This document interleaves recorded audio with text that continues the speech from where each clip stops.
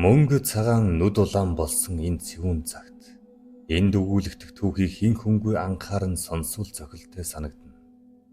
1978 оны 100 толгойтын зүүн салааны цусланд нутаглаж байсан.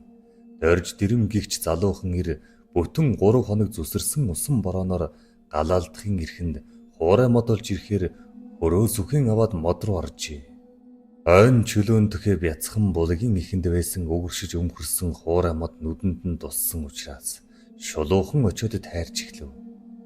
Эрд орн модыг унагчаад хэсхээс нь чирж гэрийн гадна авч ирээд түлж орхижээ. Маргааш өглөө нь зөвлөлтийн барилгын соод 3-т ажиллаж байсан ганц ах нь ослолд орж өнгөрсөн тухай мэдээ ирлээ. Сарын дараа ганц хүн гэрийн гадаа байсан хөрөө арамыг ажилуулад гараа нь тас тайруулжээ.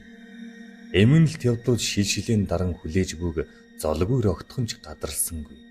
Жилийн дараа эхнэрээс нь хүү төрсөн авч 4 мөчгүй мухар нэгэн байв. Эндүү ойр ойрхон дохиосон эмгэнэлт явдлуудаас том цохилт амссан. Дорж дэрэм зовлонгоо мартагнахын тулд өдөр бүр хар ус гудрах боллоо. Харин тэднийхэнтэй ойрхон байдаг санжиж яв гэдэг өвгөн лам чи удган мод унгаж лус авдаг хэрэгнүүлсэн байна.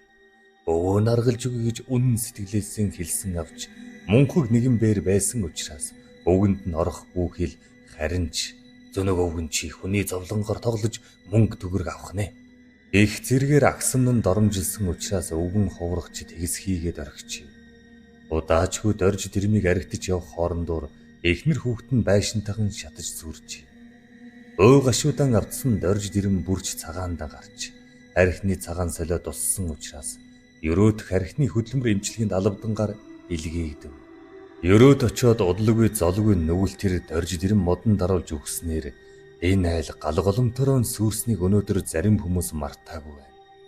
Өнөө цагт ой хөвчтөг нь дайн зарлсан бусрамгүй нүүрлээд байгаа учраас энэ аимшигт явдлыг дахин сануулж байна.